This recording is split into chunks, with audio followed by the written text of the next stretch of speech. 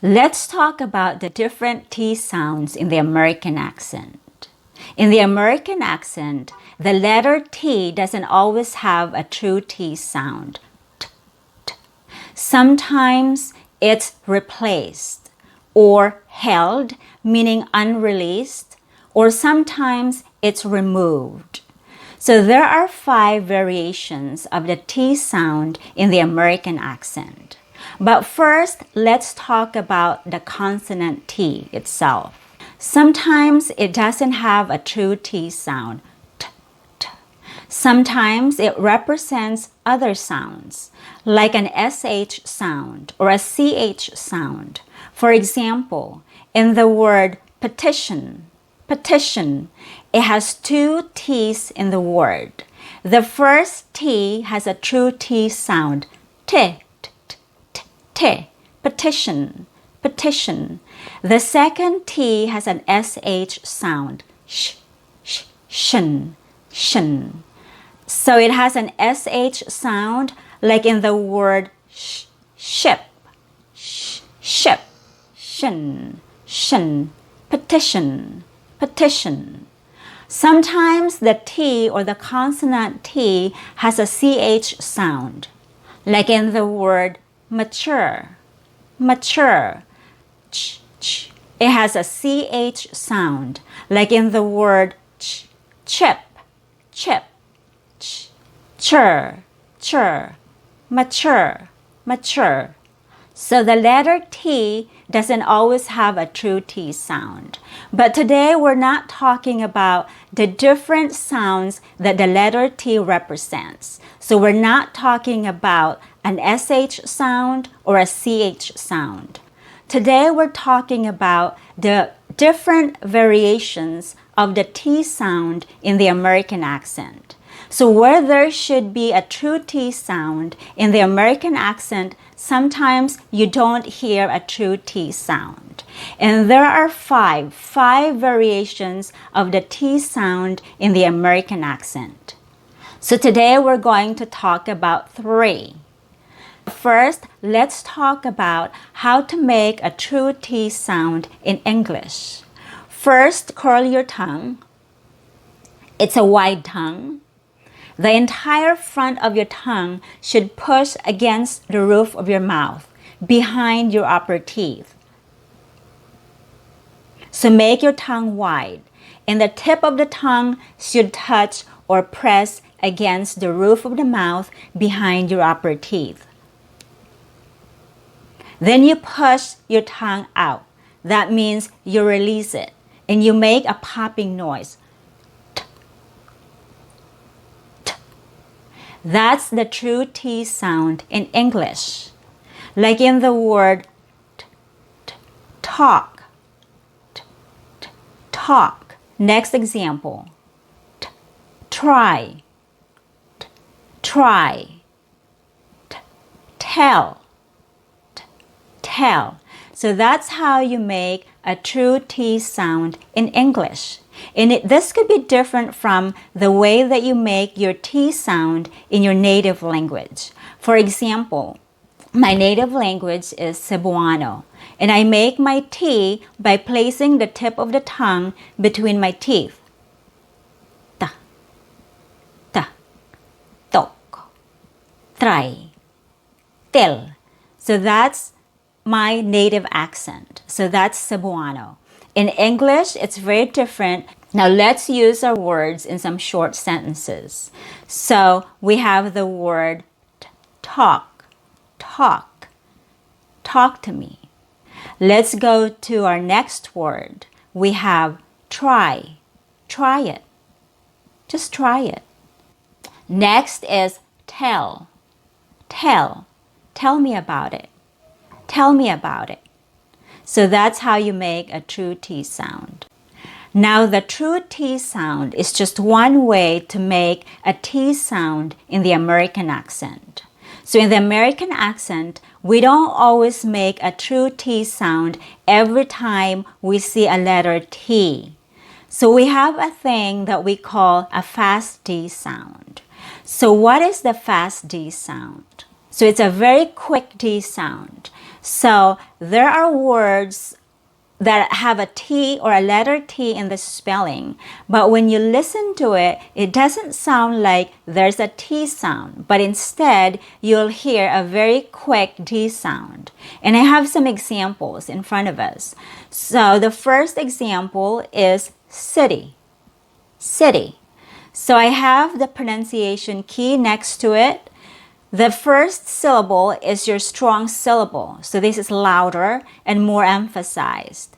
The second syllable with a fast D sound is a weak syllable, so it's a little bit quieter and it has a fast D sound in a long E sound, E, E. City, city. So in the American accent, the word city has a fast D sound. It's not a true T sound. So it's not city, city. So I have a phrase right here, big city, big city. So in the American accent, we don't say big city, big city. Another example is water, water. It has an aw sound. That's your stressed syllable. The weak syllable has a fast D sound. D, der, der, der. Remember, to make a weak syllable is to keep your mouth neutral. So you don't have to move your lips. Der, der. You only move your lips or you only open your mouth for your stressed syllable. The first syllable. We have w. That's with an aw sound. W. And then d, der, water, water. Another example is computer, computer. The first syllable has a schwa or a reduced vowel, come. So this is neutral. You don't need to move your lips or you don't need to drop your jaw. Come. The second syllable has a real vowel sound, and this is your stressed syllable. So you open your mouth, it's a strong syllable, and it has a long U sound, pew. The third syllable has a schwa or a weak vowel sound, der, and it has a fast D sound, der. Computer. So it's not computer or computer. So you don't have to move your lips when you get to your unstressed syllable. So it could be computer in a different accent, but in the American accent, we have a fast D sound. So new computer instead of new computer or new computer. So there's no T sound in the word computer, not in the American accent. It's reduced.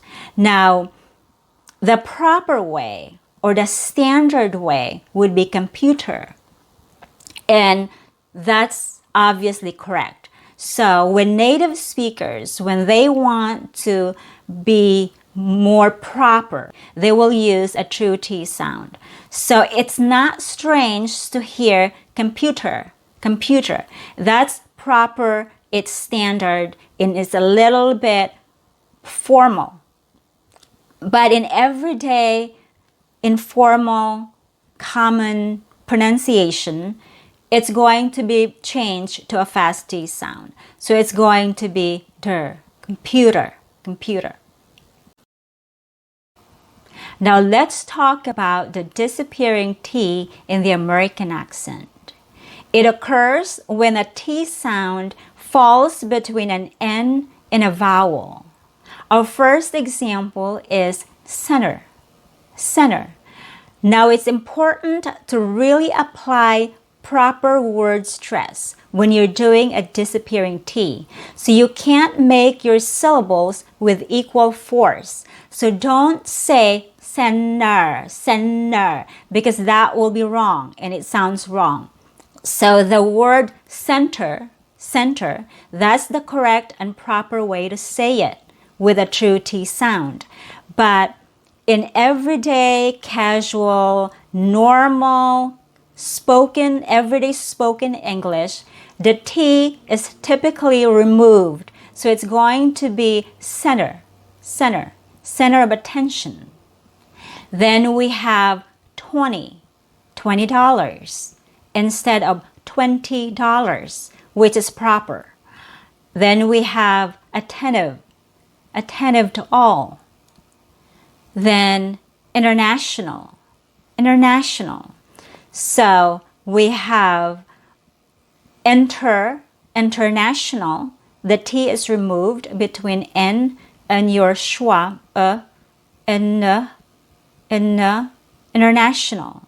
international travel. Quantity,